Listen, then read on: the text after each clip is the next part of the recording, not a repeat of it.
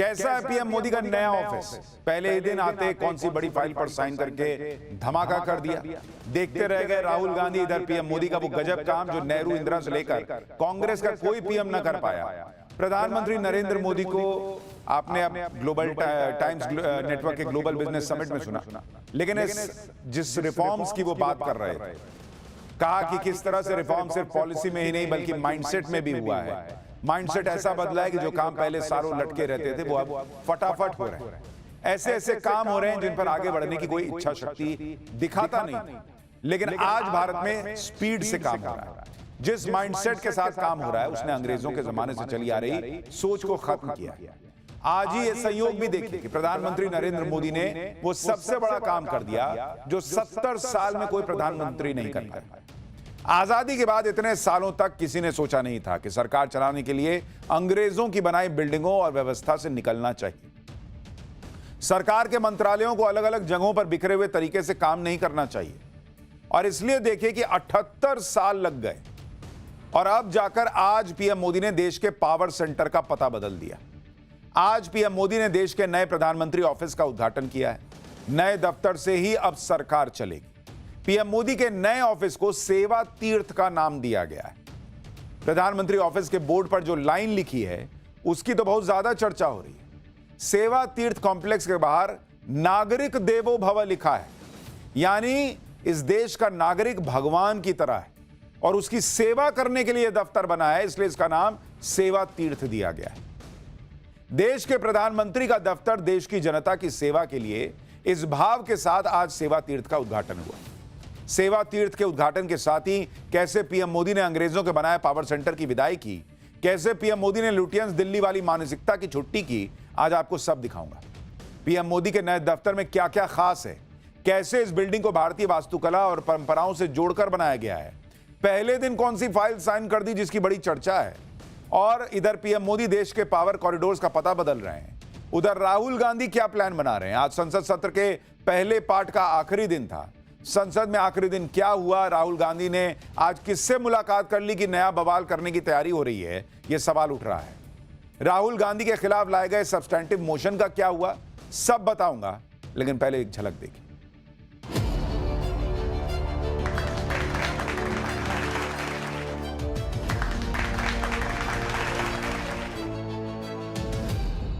और कर्तव्य भवन जैसे नए परिसर भारत की जनता की आकांक्षाओं को पूरा करने के लिए बने हैं। अब सेवा तीर्थ और कर्तव्य भवनों के निर्माण से और कर्मचारियों के समय की इस बचत से प्रोडक्टिविटी बढ़ेगी। मक्का, कपास, सोयाबीन और फल, ये शुरुआत है। नरेंद्र मोदी पूरी कृषि मार्केट के दरवाजे खोलेंगे। किसानों के हितों का पूरी तरह से ध्यान रखा गया। सोचा कि इसको एडमिट होने के बाद हम तय करेंगे स्पीकर साहब से बात करके कि प्रिविलेज कमेटी में या इसको एक एथिक्स कमेटी में या सदन में सीधा हम इसको ला सकते हैं चर्चा के लिए भी। राहुल गांधी जी अलोकतांत्रिक आचरण करते हैं, अपनी पार्टी में करिए, संसद में आप नहीं कर सकते। आप देखिए कि राहुल गांधी संसद में किताब लहराते रह गए, पोस्टर दिखाते रह गए। आज पीएम मोदी ने वो बड़ा काम निपटा दिया जो कोई प्रधानमंत्री नहीं कर पाया। विपक्ष इसी में उलझा रह गया कि मोदी का रास्ता रोक दो, भाषण रोक दो, हंगामा मचा दो, पोस्टर बना दो, किताब लहरा दो। इंडी वाले इसी में खुश हो जाते हैं। उधर पीएम मोदी चुपचाप अपने काम में लगे रहे। मदर ऑफ ऑल डील की, अमेरिका के साथ फादर ऑफ ऑल डील की, सबसे बड़ी डिफेंस डील कर रहे हैं, एआई समिट होस्ट कर रहे हैं जिसमें दुनिया के बड़े बड़े नेता आने वाले हैं। यानी नरेंद्र मोदी ने काम करने का तरीका और उनके काम करने का अलग ही लेवल सेट कर दिया है बॉस। और आज भी उन्होंने दो बड़े काम किए। दिन में नए प्रधानमंत्री दफ्तर सेवा तीर्थ की नाम पट्टिका का अनावरण किया और शाम को सेवा तीर्थ के साथ कर्तव्य भवनों का भी उद्घाटन किया। आज से प्रधानमंत्री दफ्तर जो अभी तक साउथ ब्लॉक कहलाता था उसे सेवा तीर्थ का नाम से जाना जाएगा। पीएम मोदी ने सेवा तीर्थ में पूजा की, उसके बाद यहां से अपने पहले आदेश पर साइन किया जिसके बारे में आगे बताऊंगा। शाम को पीएम मोदी ने सेवा तीर्थ के साथ कर्तव्य भवन 1 और 2 का लोकार्पण भी किया। इस कार्यक्रम में केंद्रीय मंत्री राजनाथ सिंह, मनोहर लाल खट्टर और जितेंद्र सिंह भी थे। इस मौके पर पीएम मोदी ने डाक टिकट और सेवा तीर्थ स्मारक सिक्के का विमोचन किया। सेवा तीर्थ के उद्घाटन के बाद पीएम मोदी ने इसकी जरूरत के बारे में भी बताया। पीएम मोदी ने कहा कि जो पुरानी इमारतें हैं उनको ब्रिटिश राजा महाराजाओं की सोच के हिसाब से बनाया गया था और इनका मकसद भारत को सदियों तक गुलामी की जंजीरों में जकड़े रहना था, जिनसे अब भारत बाहर आ रहा है पूरी तरीके से। सुनिए जरा। ये इमारतें ब्रिटिश साम्राज्य के प्रतीक के तौर पर बनाई गई थी। इन इमारतों को बनाने का मकसद भारत को सदियों तक गुलामी की जंजीरों में जकड़े रखना था। अंग्रेजी हुकूमत की जरूरतों और उसकी सोच को ध्यान में रखकर नॉर्थ ब्लॉक, साउथ ब्लॉक जैसी इमारतें बनाने का काम शुरू हुआ। उस दौर में ये भवन ब्रिटेन के महाराजा की सोच को गुलाम भारत की जमीन पर उतारने का माध्यम थे। रायसीना हिल्स का चुनाव भी इसलिए किया गया कि इमारतें अन्य इमारतों से ऊपर रहे, कोई उनकी बराबरी ना कर सके। अब संयोग से सेवा तीर्थ का ये पूरा परिसर किसी पहाड़ी पर न होकर जमीन से ज्यादा जुड़ा है। नए प्रधानमंत्री दफ्तर, सेवा तीर्थ और कर्तव्य भवनों के बाद सरकार के काम करने का तरीका भी बदल जाएगा कहा जा रहा है।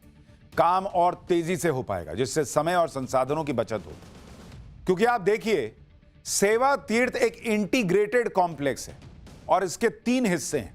पहला हिस्सा प्रधानमंत्री कार्यालय, जिसको पीएमओ कहते हैं। दूसरा हिस्सा है नेशनल सिक्योरिटी काउंसिल सेक्रेटेरिएट और तीसरा हिस्सा है कैबिनेट सेक्रेटेरिएट। कर्तव्य भवन 1 और 2 में अलग अलग मंत्रालय होंगे, यानी पूरी सरकार अब एक जगह से ऑपरेट हो रही होगी। सेवा तीर्थ और कर्तव्य भवन ये सब सेंट्रल विस्टा का हिस्सा है। सेंट्रल विस्टा के तहत ही नई संसद का निर्माण हुआ है। वही सेंट्रल विस्टा जिसके लिए कहा गया था कि नरेंद्र मोदी अपना महल बनवा रहे हैं, यह है वो महल। सेवा तीर्थ, नागरिक देवो भव, जिसको विपक्ष महल बता रहा था। मकसद है कि सरकार के सारे अंगों को एक जगह पर लाया जाए ताकि काम में और तेजी आ सके। प्रधानमंत्री मोदी ने भी कहा कि भारत सरकार के कई मंत्रालय दिल्ली में 50 से ज्यादा जगहों पर अलग अलग इमारतों में चल रहे हैं और इसके किराए भर में हर साल 1,500 करोड़ रुपया खर्चा हो जाता है। कर्तव्य भवन बनने से यह खर्च भी बचेगा। जैसे आजादी के इतने दशकों के बाद भी भारत सरकार के अनेकों मंत्रालय दिल्ली के 50 से ज्यादा अलग अलग स्थानों से चल रहे हैं। हर साल इन मंत्रालयों की इमारतों के किराए पर ही प्रति वर्ष 1,500 करोड़ रुपए से ज्यादा खर्च हो रहे हैं। हर रोज 8 से 10,000 कर्मचारियों को एक इमारत से दूसरी इमारत में जाने का लॉजिस्टिक खर्च अलग होता था। अब सेवा तीर्थ और कर्तव्य भवनों के निर्माण से ये खर्च कम होगा, समय बचेगा और कर्मचारियों के समय की इस बचत से प्रोडक्टिविटी बढ़ेगी। सेवा तीर्थ और कर्तव्य भवन के उद्घाटन से ब्रिटिश रूल और गुलामी का प्रतीक इमारतों से सरकार अब नहीं चलेगी।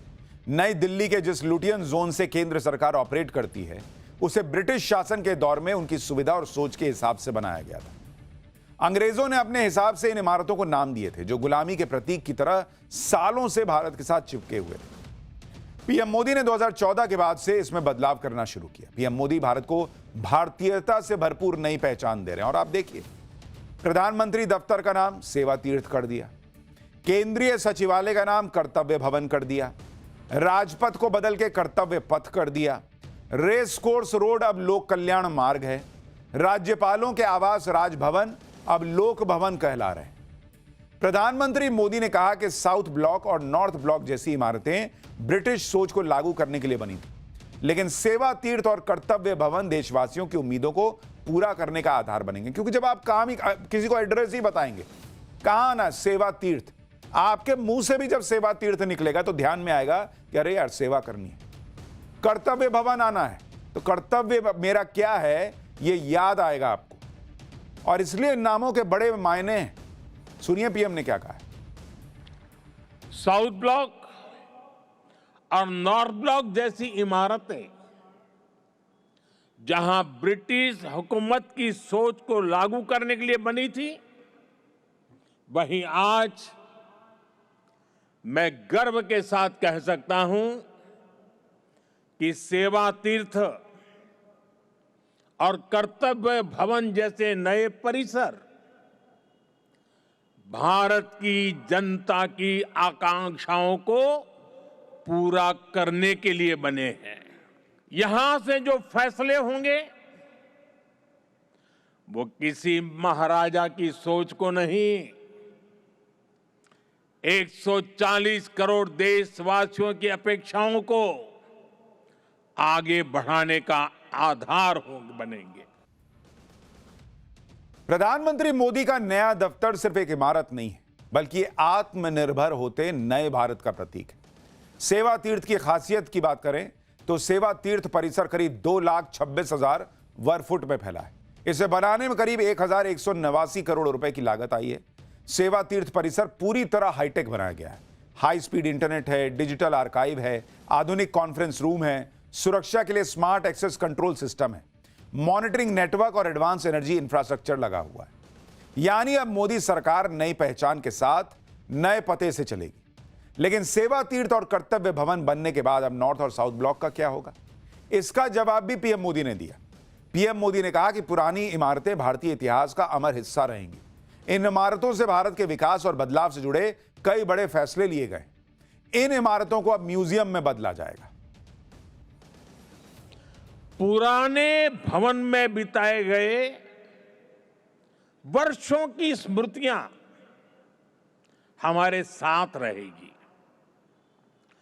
अलग अलग समय की चुनौतियों से जूझते हुए वहां से कई महत्वपूर्ण फैसले किए गए हैं। वहां से देश को नई दिशा मिली, सुधार की अनेक पहलें हुई। वो परिसर, वो इमारत भारत के इतिहास का अमर हिस्सा है। इसलिए हमने उस भवन को देश के लिए समर्पित म्यूजियम बनाने का फैसला किया है।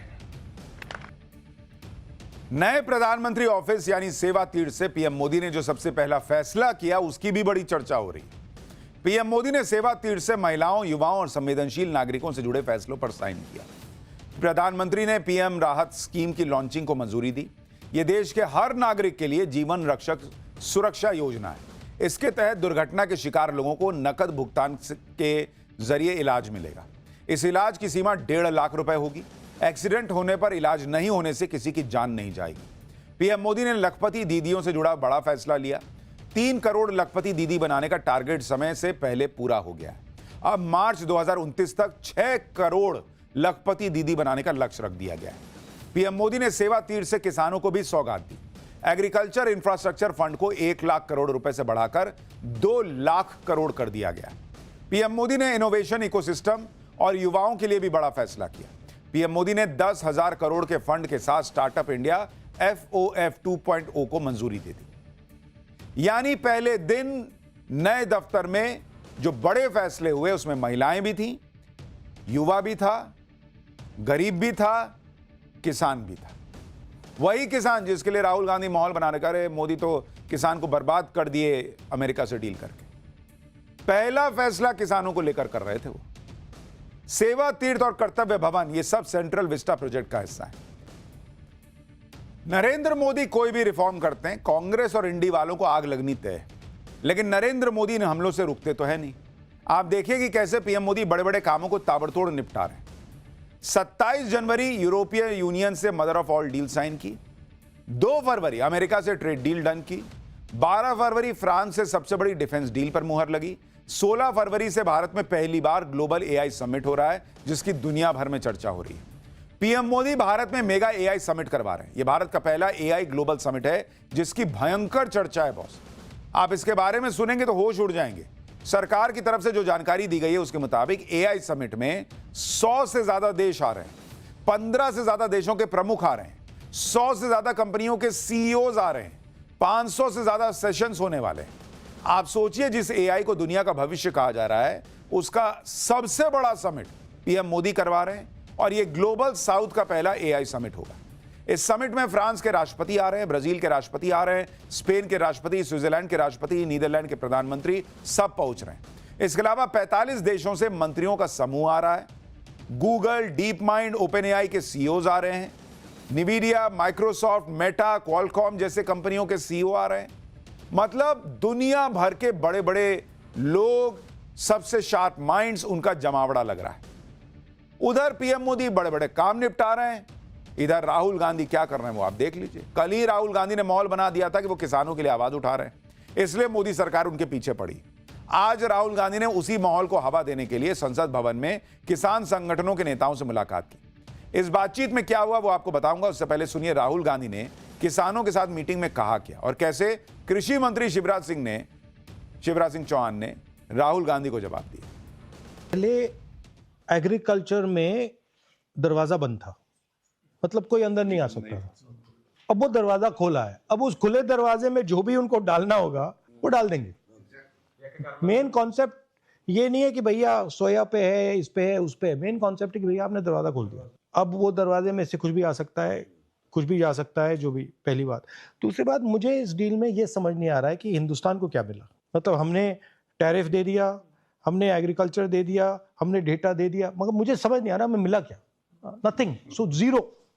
ना किसानों को कुछ दिया ना किसी। ठीक है, हमारी पहले टैरिफ जो थी मतलब उसको भी इंक्रीज कर दिया। पहले हमारी 3% होती थी, उसको 18 कर दिया, उनका नीचे कर दिया। तो मतलब मुझे समझ ही नहीं आ रहा है कि इसमें है क्या। मतलब हमारे लिए कुछ नहीं है। आपने जो कहा, हम तो तैयार हैं फुली इसको सपोर्ट करने में, क्योंकि ये देश के लिए बिल्कुल इन्होंने गलत कर दिया। हमारे अनाज उत्पादक किसान गेहूं, चावल, मक्का, सोया, मोटा अनाज पैदा करने वाले किसानों के हितों का पूरी तरह से ध्यान रखा गया है। हमारे प्रमुख फल और सब्जी उत्पादक किसानों के हितों को भी। कल राहुल गांधी ने किसानों की बात करते हुए कहा कि चाहे मुझ पर एफआईआर कर दो, जेल में डाल दो, मैं किसानों की बात उठाता रहूंगा। आज कह रहे हैं डील में हमको मिला क्या, मुझे समझ ही में नहीं आ रहा है। तो जब नहीं समझ में आ रहा है तो फिर काहे के लिए जबरदस्ती विरोध कर रहे हैं? पहले किसी से ढंग से बैठ के समझिए या पाठशाला देख लीजिए, समझ में आएगा। जब कह रहे हैं कि खुद ही कह रहे हैं ना कि मुझे समझ में नहीं आ रहा है इस डील में हमको मिला क्या है, तो फिर विरोध कौन बात का कर रहे हैं? पहले किसी के साथ बैठ के समझिए। आज राहुल गांधी ने किसान नेताओं को बुला लिया कि आइए मिलते हैं, बैठते हैं, कुछ वीडियो बनाते हैं। इशारा साफ है कि अब राहुल गांधी के एजेंडे पर न पूर्व आर्मी चीफ की किताब है, न एप्स्टीन फाइल है। अब राहुल गांधी ने किसानों का मुद्दा पकड़ने का सोचा है, क्योंकि राहुल गांधी को पता है कि यही वो मुद्दा है जो मोदी सरकार को फंसाने के काम आ सकता है। इसलिए अब राहुल गांधी किसानों की बात उठा रहे हैं। इंडिया यूएस ट्रेड डील के खिलाफ कैसे देश भर में जल्द से जल्द आंदोलन चलाया जाए, इस पर राहुल गांधी ने किसान नेताओं से चर्चा की। कैसे आंदोलन चलाकर इस डील को रोका जाए और किसानों के अधिकारों की रक्षा की जाए, इस पर चर्चा हुई। जानकारी के मुताबिक मुलाकात के दौरान किसान नेताओं ने मक्का, सोयाबीन, कॉटन, फ्रूट्स, नट्स के किसानों को लेकर चिंता जताई। राहुल गांधी ने करीब 17 किसान नेताओं से मुलाकात की। इस मुलाकात को लेकर कुछ लोग यह भी कह रहे हैं कि राहुल गांधी से मिलने वाले ज्यादातर किसान नेता कांग्रेस से ही जुड़े हुए हैं। कल जब से यह चर्चा तेज हुई कि बीजेपी इस बार राहुल गांधी को छोड़ने के मूड में नहीं है और बीजेपी सांसद निशिकांत दुबे लोकसभा में राहुल गांधी के खिलाफ सब्सटैंटिव मोशन ले आए हैं, तब से राहुल गांधी ने अपनी राजनीति की गाड़ी किसानों की तरफ घुमा दी। निशिकांत दुबे ने राहुल गांधी के खिलाफ सब्सटैंटिव मोशन लोकसभा में पेश तो किया, लेकिन अब इस सब्सटैंटिव मोशन का क्या होगा यह बजट सत्र के दूसरे पार्ट में पता चलेगा, क्योंकि आज बजट सत्र का पहला पार्ट खत्म हो गया। 9 मार्च को सत्र फिर से शुरू होगा। राहुल गांधी के खिलाफ मोशन को लेकर केंद्रीय संसदीय राज्य कार्य मंत्री किरण रिजिजू ने बताया कि एक बार सब्सटैंटिव मोशन एडमिट हो जाएगा, उसके बाद सरकार स्पीकर के साथ मिलकर इस पर चर्चा करेगी। फिर यह तय होगा कि इसे प्रिविलेज कमेटी या एथिक्स कमेटी किसे भेजना है, या फिर इसे सीधे हाउस में लाया जाए, यह तय होगा। यानी भले ही सत्र खत्म होने से राहुल गांधी को कुछ दिनों की मोहलत मिल गई, लेकिन यह सब्सटैंटिव मोशन अभी उनका पीछा छोड़ने वाला नहीं है, यह बहुत क्लियर है। राहुल गांधी के खिलाफ मोशन लाने वाले बीजेपी सांसद निशिकांत दुबे ने सोशल मीडिया पर कुछ डॉक्यूमेंट्स भी शेयर किए। साथ ही निशिकांत दुबे ने लिखा कि सोरोस फोर्ड फाउंडेशन और टुकड़े टुकड़े गैंग के सरगना राहुल गांधी जी के ऊपर मेरे ये आरोप हैं, जिस पर मैंने लोकसभा अध्यक्ष से बहस की अनुमति मांगी है। क्या लोकसभा में विपक्ष का नेता भारत के विभाजन की योजना सत्ता प्राप्ति के लिए बना रहा है? निशिकांत दुबे ने जो डॉक्यूमेंट साझा किए उसमें उन्होंने राहुल गांधी के खिलाफ एक संसदीय जांच समिति बनाने की मांग रखी। निशिकांत दुबे ने आरोप लगाया कि राहुल गांधी देश को अस्थिर करने का काम कर रहे हैं, उनके गलत कामों की जांच हो और उनकी सदस्यता रद्द की जाए। यानी निशिकांत दुबे भी अपने तेवर से यह बता रहे हैं कि वो राहुल गांधी को आसानी से छोड़ने वाले नहीं हैं। वो कभी लेटर लिख रहे हैं, कभी राहुल गांधी के खिलाफ प्रस्ताव ला रहे हैं। बीजेपी भी ये कह रही है कि राहुल गांधी अब बचकर भागने की कोशिश कर रहे हैं। लोकसभा में बीजेपी के चीफ व्हिप संजय जायसवाल ने कहा कि कल दिन भर इस बात का इंतजार होता रहा कि राहुल गांधी ने जो लोकसभा में बोला है उसे साबित करेंगे, लेकिन राहुल गांधी तो भाग गए। सुनिए संजय जायसवाल। उन्होंने परसों, आप उनका बयान उठा के देखिए, उन्होंने कहा कि मैं सब चीज ऑथेंटिकेट करूंगा। कल पूरे दिन इंतजार किया गया कि साहब ऑथेंटिकेट करें। साहब किधर भाग गए और जाकर के पत्रकारों से भी नहीं मिल रहे हैं। अब अकेले अपने कमरे में बैठ के वीडियो बना के जारी कर रहे हैं।